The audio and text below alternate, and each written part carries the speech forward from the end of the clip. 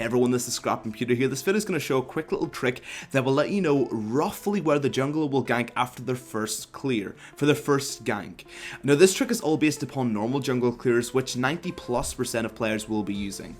Right now in Season 6 and most seasons in general, the enemy jungler will be doing one of the following clears. Keep an eye on where they travel. Clear number 1, Gromp, to the blue buff, to the red buff. Or clear number 2, Krugs, to red buff, to the blue buff.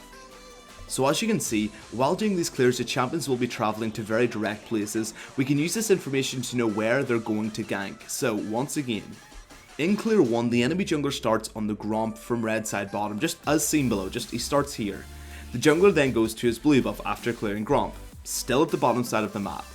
Then the red buff, and from here, after getting the red, he's at the top side of the map. So from this place, where is he going to gank? If you look below, top or mid, right? I mean, he's going to go top or mid. There's no, he's not going to go down bot lane. As you can see, mid and top are open for a gank after he's got his red buff. The jungler isn't going to run 10 miles down to bot lane and just basically to go to these lanes. Logically speaking, as seen below, it's just so long away, it's just not going to happen. That means that the bot lane is kind of clear and then top and mid are kind of open to a gank. So what does this mean for the enemy team if they know where he's starting? So if you invade early or you see that the bot lane's pulled for the enemy jungler, you know that he's going to take this route. That means the bot team on the blue side can play kind of safely for the next 3 minutes after the original clear, after the lane started, knowing that they can't really be ganked. This basically means that they're not going to be ganked, they don't have to put any wards down, they can go as hard as they like for at least 2 minutes, as hard as they absolutely want to, without a risk of being ganked, or generally they just can't be ganked and don't have to be cautious as much as they normally would do. For mid and top, they know they'll be the first to be ganked, so they'll have to play a little bit more safely. So let's use another example. Let's say the jungler uses clear number 2, he goes from the Krugs, red buff, which are all at the top side of the map, and then of course goes towards his blue. So now they're on the bottom side of the map, you know where I'm going with this. And now they're going to gank either bot or mid first. They can't go top as it's too far away, as seen below once again. This works for both sides of the map and tells you where the jungler is going to gank first on their first clear. This works for both sides of the map depending upon where the jungler starts. It works for both teams as well. Now a note is, even if you change these routes up and it's not a buff to buff clear, so say for example I go for Gromp, blue buff, freaking wolves into raptures, into the red buff, into the Krugs, it doesn't matter, you're still taking a linear line to the other side of the map, so bot lane is still open regardless of what happens in that example I just mentioned. So no matter what, this is a legit strategy, a very useful one at that as well. The best way of telling where a jungler starts is by seeing who is pulling for the jungler. So, for example, if the bot lane come to lane a little bit late and you're at the enemy side there, you can see that they've more than likely pulled for their jungler. Or if the bot lane is there immediately, it means that they didn't pull for their jungler, which means that the jungler is on the top side of the map.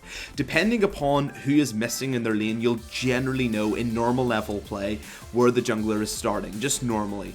So if someone's pulling and they come to lane late, that means that the jungler is starting on this side of the map, meaning you're free from a gank for the next 2 minutes.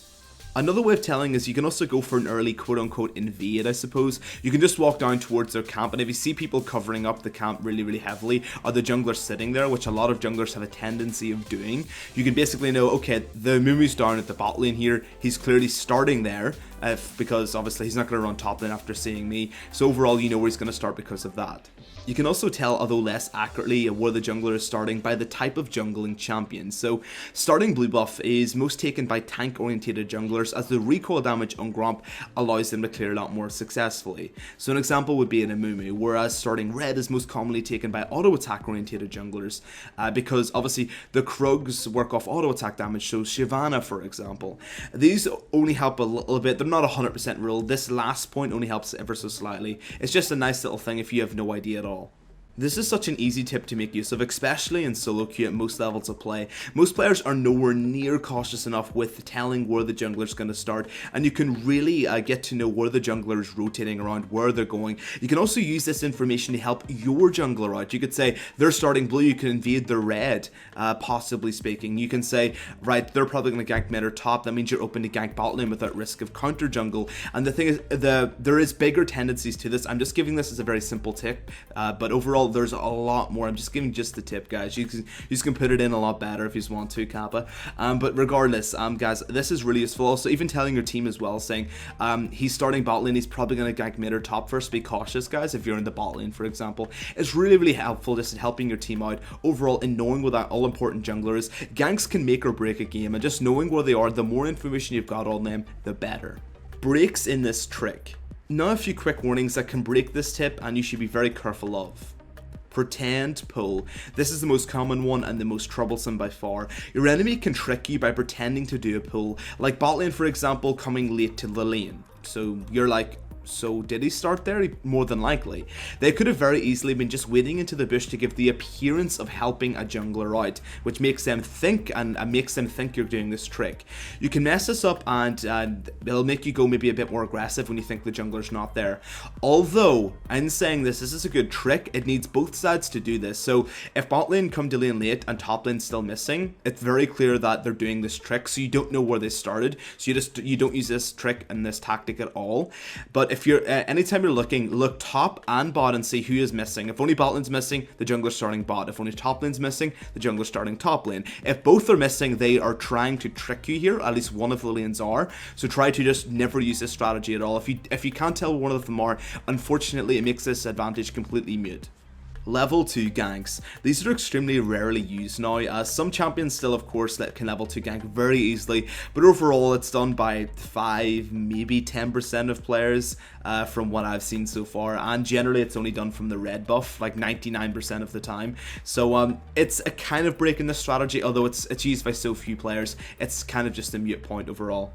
And that's the end of the video, guys. If you like it, dislike it, dislike. If you like the content and you think it's awesome, you can subscribe. And if you think it's horrible and I've completely dropped the ball and this isn't even a real strategy and it's Arthur's fault, you can totally unsub. I am totally fair. Besides that, guys, as always, have an absolutely great day and best of luck in the Rift.